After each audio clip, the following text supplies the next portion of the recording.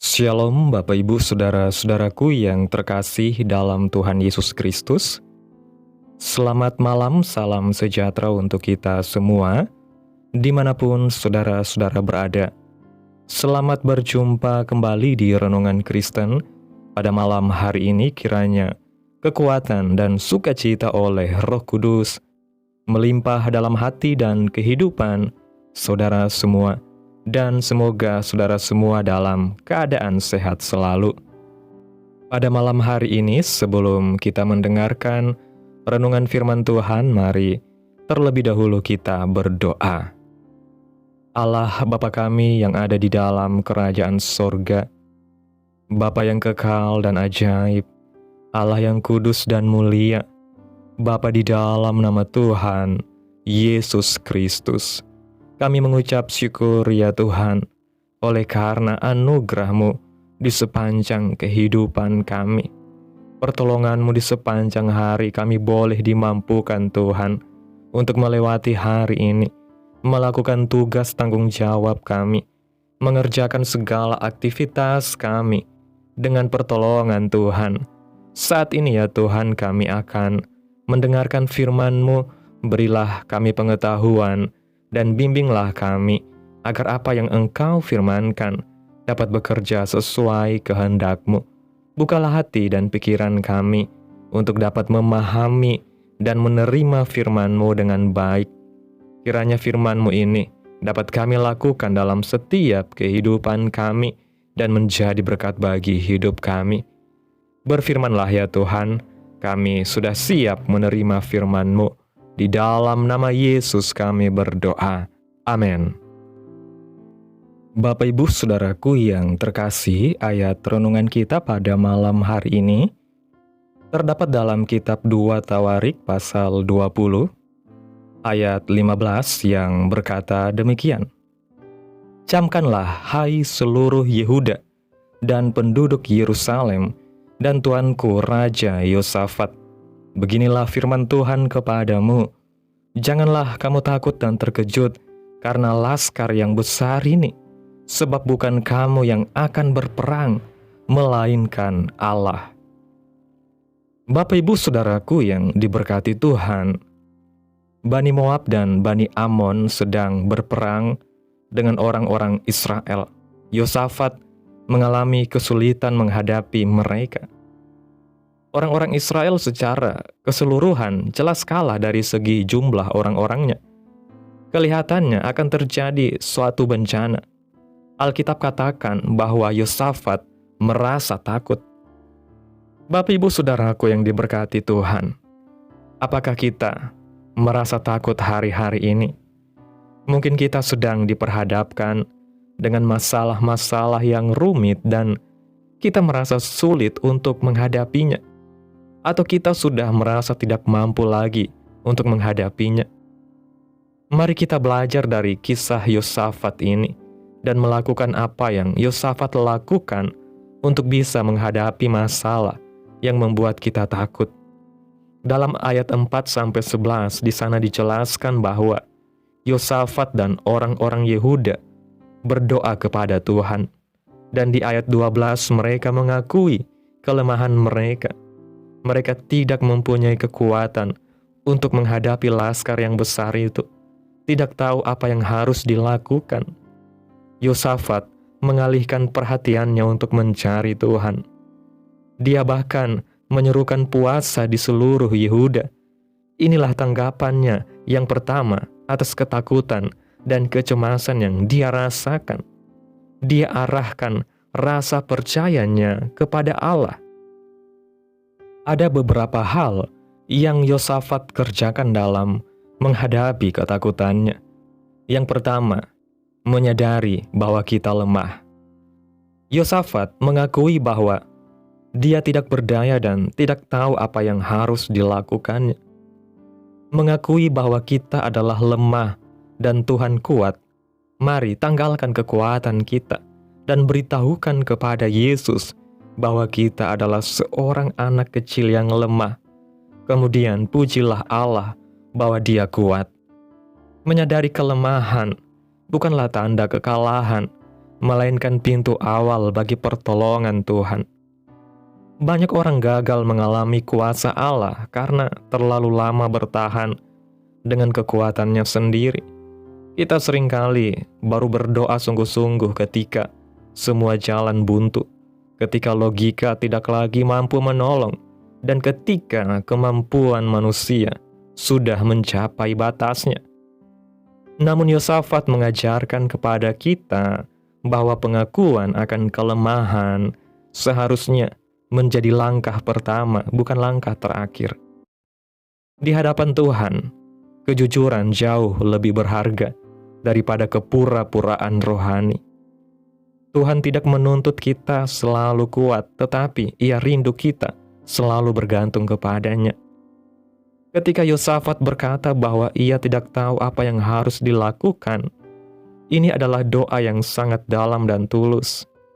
Ia tidak menyusun kata-kata indah, tidak menyembunyikan ketakutannya, tetapi datang apa adanya.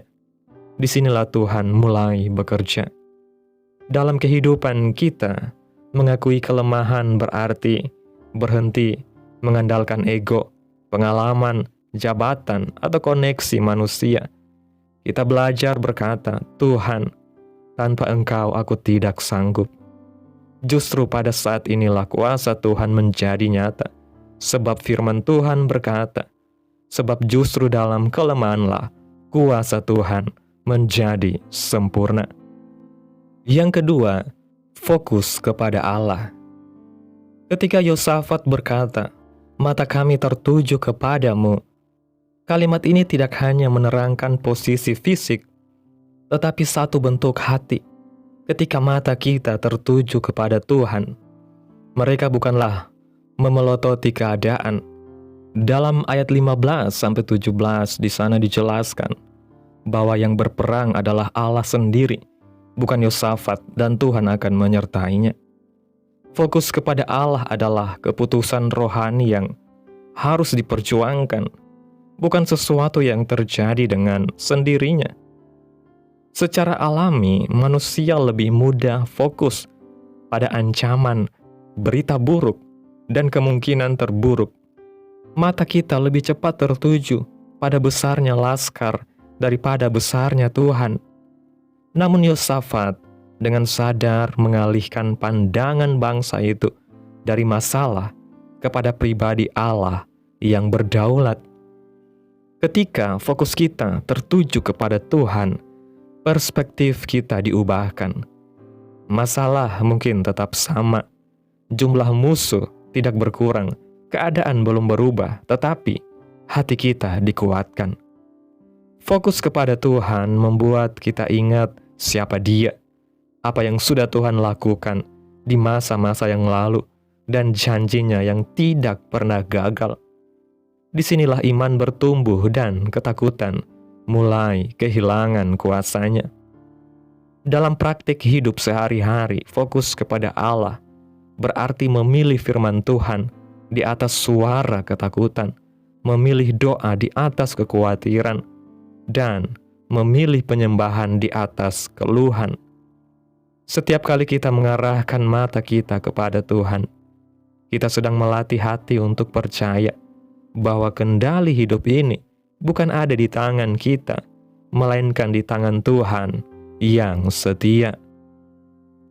Yang ketiga, mengenali siapa yang berperang. Ukuran kedewasaan rohani seseorang adalah seberapa cepatnya orang mengenal bahwa peperangan itu urusan Tuhan dan bukan urusan kita. Selang waktu di antara keadaan yang sulit dan kesanggupan kita untuk percaya adalah ukuran kematangan kita saat kita diproses. Sungguh janji yang menyejukkan hati, yaitu Tuhan yang akan berperang bagi kita. Banyak orang lelah secara rohani, bukan karena masalahnya terlalu besar, tetapi karena mereka memikul peperangan yang seharusnya diserahkan kepada Tuhan. Kita seringkali ingin mengatur hasil, mengendalikan proses, dan memastikan semuanya berjalan sesuai rencana kita.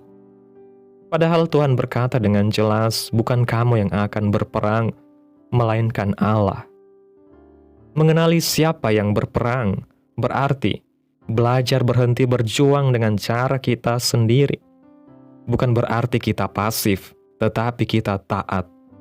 Bukan berarti kita tidak bergerak, tetapi kita bergerak sesuai dengan perintah Tuhan. Yosafat dan bangsa Yehuda tetap maju, tetapi dengan cara yang Tuhan tentukan. Mereka maju dengan iman, dengan pujian, dan dengan kepercayaan bahwa Tuhan berada di depan mereka. Ketika kita sungguh percaya bahwa Tuhan yang berperang, maka hati kita akan tenang meski situasi belum berubah. Kita tidak lagi dikuasai kepanikan, tidak tergesa-gesa mengambil keputusan, dan tidak bertindak berdasarkan ketakutan. Kita belajar menunggu, berdiri teguh, dan melihat bagaimana Tuhan menyatakan kemenangannya dengan cara yang seringkali melampaui pikiran manusia. Saat kita mengarahkan telinga kita kepada Tuhan, kita akan mendengar suaranya yang lembut berkata, "Janganlah kamu takut dan terkejut karena laskar yang besar ini, sebab bukan kamu yang akan berperang, melainkan Allah. Dalam peperangan ini tidak usah kamu bertempur, hai Yehuda dan Yerusalem. Tinggallah berdiri di tempatmu dan lihatlah bagaimana Tuhan memberikan kemenangan kepadamu. Janganlah kamu takut dan terkejut. Majulah besok menghadapi mereka. Tuhan akan menyertai kamu." Ini yang dikatakan kepada Yosafat ketika dia meminta pertolongan dari Tuhan. Dapat Bapak Ibu baca dalam ayat 15 dan 17. Mari tinggal tenanglah dalam janji Tuhan. Biarkan Tuhan yang berperang bagi kita. Ini artinya, jadikan firman Tuhan sebagai panduan kita membuat keputusan dan ikutilah cara Tuhan dalam menyelesaikan masalah-masalah kita. Kita akan melihat hasil yang berbeda ketika kita membiarkan Tuhan yang maju berperang. Dia akan mengubah medan pertempuran kita menjadi lembah pujian. Bapak Ibu Saudaraku yang diberkati Tuhan, melalui perenungan kita pada malam hari ini, kita menarik kesimpulan bahwa kisah Yosafat mengajarkan kepada kita bahwa ketakutan bukanlah akhir dari segalanya, melainkan awal dari pengalaman iman yang lebih dalam bersama Tuhan. Ketika kita menyadari kelemahan kita, mengarahkan fokus kepada Allah, dan mengenali bahwa Tuhanlah yang berperang bagi kita, maka ketakutan akan digantikan oleh kepercayaan. Tuhan tidak pernah meminta kita mengalahkan musuh dengan kekuatan sendiri, tetapi Ia meminta kita percaya, taat, dan berdiri teguh di dalam janji Tuhan. Dalam setiap peperangan hidup, kemenangan sejati datang ketika kita menyerahkan kendali sepenuhnya kepada Tuhan. Amin. Tuhan Yesus memberkati. Demikianlah renungan firman Tuhan pada malam hari ini. Biarlah menjadi berkat bagi saudara yang sudah mendengarkan. Dan untuk menutup renungan pada malam hari ini, mari kita berdoa. Terima kasih ya Allah Bapa di dalam kerajaan surga. Bapa yang kudus dan kekal, Allah yang mulia dan ajaib, Bapa yang kami tinggikan dan kami agungkan, di dalam nama Tuhan Yesus Kristus. Kami bersyukur atas pertolongan-Mu, penyertaan-Mu, juga atas kasih dan berkat-Mu dalam hidup kami. Kami berbahagia dan bersyukur atas kebaikan-Mu Tuhan dalam hidup kami. Terima kasih buat penyertaan Tuhan di sepanjang hari yang telah kami lewati. Hingga pada malam hari ini kami boleh bersyukur lagi di hadapan Tuhan melalui doa dan renungan pada malam hari ini. Terima kasih ya Tuhan Yesus buat firman-Mu yang sudah kami dengarkan. Kami kembali datang kepadamu mengakui bahwa seringkali kami merasa takut, merasa lemah dan tidak tahu apa yang harus kami lakukan. Ajarlah kami untuk merendahkan hati seperti Yosafat, mengarahkan mata kami hanya kepadamu dan percaya bahwa Engkaulah yang berperang bagi kami. Tolong kami untuk hidup bersandar pada firman-Mu, taat kepada kehendak-Mu, dan tetap tenang dalam setiap situasi. Biarlah setiap peperangan hidup kami Engkau ubahkan menjadi kesaksian dan pujian bagi nama Tuhan. Terima kasih buat firman-Mu Tuhan Yesus yang baik. Biarlah firman-Mu ini boleh berakar, tertanam, bertumbuh dan berbuah di dalam kehidupan kami. Sehingga hidup kami ini boleh menjadi berkat bagi banyak orang. Dan biarlah firman-Mu terus menyegarkan jiwa kami, menghidupkan hati yang lemah dan lesu, dan membangkitkan harapan dan kasih. Berkati umat-Mu yang sudah mendengarkan firman-Mu hari ini. Berkati di setiap saat, tempat, dan kondisi hidup mereka agar senantiasa selalu merindukan dan membutuhkan firman Tuhan sebagai pelita kebenaran yang memerdekakan dan penghiburan yang menguatkan. Ajarilah kami bahasa firman-Mu dan bimbinglah kami untuk selalu hidup sesuai kehendak-Mu, agar kami selalu dekat kepadamu. Kiranya Engkau terus memberkati kehidupan kami, keluarga kami, sanak saudara kami, daerah tempat tinggal kami, bangsa dan negara kami, pemerintah-pemerintah kami. Biarlah semuanya dalam perlindungan Tuhan, dan kiranya damai dan sejahtera-Mu serta keadilan-Mu terjadi atas bangsa dan negara kami. Dan jadilah sesuai kehendak-Mu yang terbaik dalam kehidupan kami anak-anak-Mu. Hamba berdoa ya Tuhan buat umat-umat-Mu yang sudah mendengarkan renungan firman Tuhan pada malam hari ini, yang saat ini sedang mengalami sakit penyakit, pergumulan masalah, kebutuhan ekonomi. Kiranya Tuhan jamah, Tuhan sembuhkan sakit penyakit umat-umat-Mu. Tuhan pulihkan keadaan umat-umat-Mu saat ini. Memberkati perekonomian umat-umat-Mu, serta berikan jalan keluar dalam setiap pergumulan masalah yang umat-umat-Mu sedang hadapi.